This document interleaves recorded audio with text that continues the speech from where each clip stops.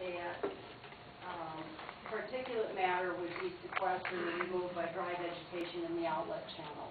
Is that your testimony? Yes. And that would occur for the, you're talking about the early spring snow melt is when that would occur? Early, yes. And so you're saying that the vegetation in the channel would sequester the phosphorus even before the vegetation starts growing in the spring? Well, yes, it's dry. The organic matter is a strong chelating ability in phosphorus. And you testified that snowmelt precipitation or atmospheric, I think you used snowmelt precipitation in the inlet channel would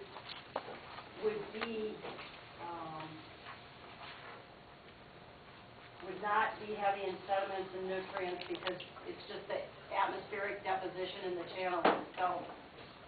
Yes. And that's why it wouldn't be heavy in phosphorus because it wasn't coming from the Big Sioux River channel. Right, yes.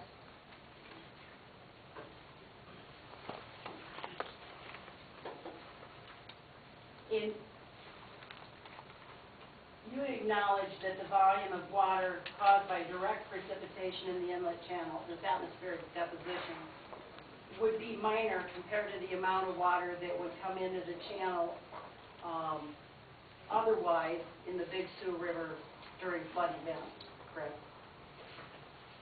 Say that again. Well, the amount of water that would arise as a result of just atmospheric deposition in the channel proper would be minor compared to Big Sioux River flood flows that would come into the channel under this permit. Isn't that correct? Well, it certainly would depend on what the actual flow in the Big Sioux is and whether or not you're at snowmelt time period or another time period. So it would vary depending on how soon the flood flows came in compared to the snow melt in the channel. Yes.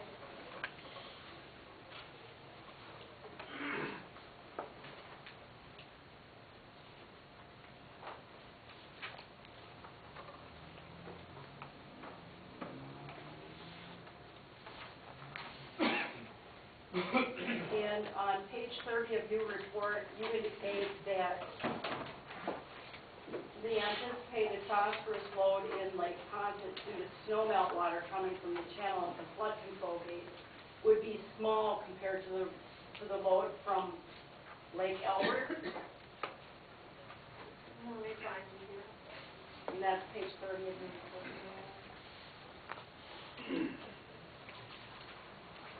I don't believe I mentioned Lake Albert.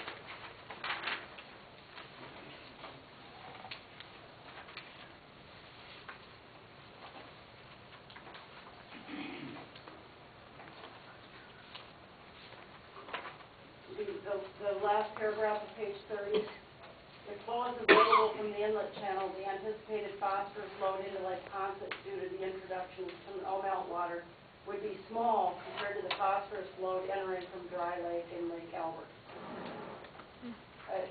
Are you talking there about, That's the sediment load. that's the sediment load and not the phosphorus?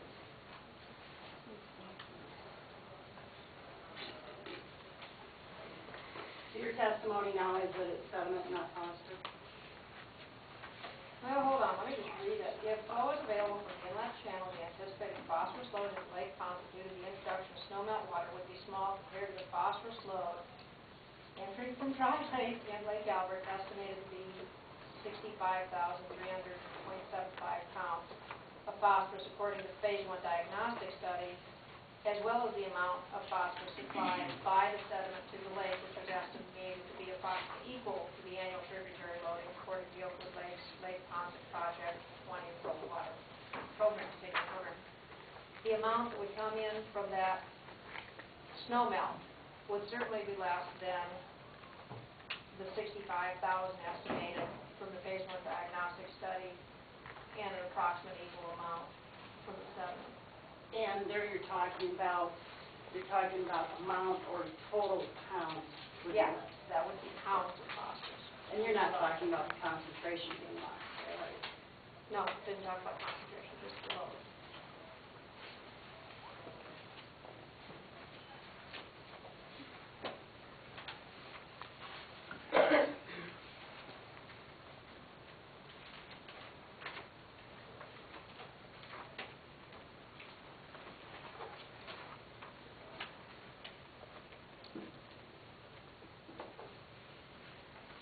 Do you know Dr. Gerald Myers?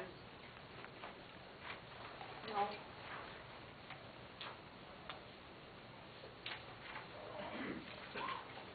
I have nothing further. Thank you.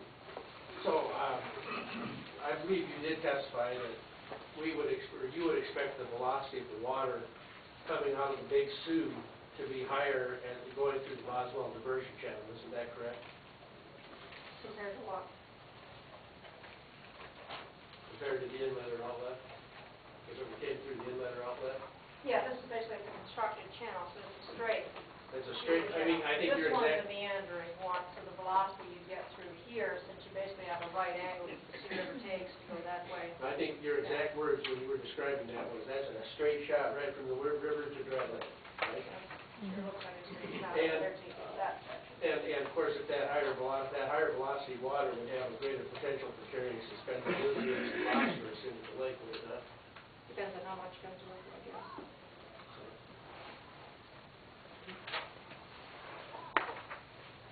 And, Doctor, maybe I'm just not understanding something here. Referring to exhibit number 10, okay, you're saying that as the water level drops, the level of phosphorus increases. Is that, I mean, that's the significance of exhibit 10, right?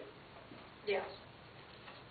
So if this permit was granted that the applicants are requesting, we already have a phosphorus level at approaching 0.3, and we have the potential for introducing more phosphorus-laden water from the Big Sioux River into Lake Poncet. Isn't that true? I don't know where the .3 came from. I'm just looking at your chart. Oh, so you're, a hypothetical situation Yes, where we're yes, already ma'am. at .3? Actually, and the level, it's yeah. 0.27, I suppose, to be fair. Okay, so we want to start here. And yeah, if the water level was that low and we introduced more water from the Big Sioux, we'd certainly have the potential for introducing more phosphorus-laden water into water that's already at a 0.27, correct? Okay, so what you're asking is basically, we're already sitting at this data point right here. Right. And then aren't we actually just loading on more phosphorus on what we already have? How much water we have? Your 16,000 acre feet? Where are we at? 1649, we wouldn't get that much in there, because that's 2.4 feet, and we'd have to stop the gates right here. So that would have no effect on the phosphorus level, is that what you're saying? Phosphorus level would change, but there's other factors that would control what that actual concentration is at the end, because there's all that other mixing that's going on in the lake. And I want to make very sure that I'm understanding you. Is it your testimony today that the phosphorus level in a lake is irrelevant to the health of the lake? That it does not play a role in the clarity and the plant growth and all of that, all those things that take place in a lake? There are other factors besides phosphorus that contribute to the health of the lake. It depends on how you define the health of the lake. Clarity? Okay, there's phosphorus-heavy waters, which are very, very clear. They also tend to be fairly cold. But when Coeur d'Alene has had the issues for many, many years, they haven't been able to track down where their phosphorus problems coming from. They have a very high phosphorus level in their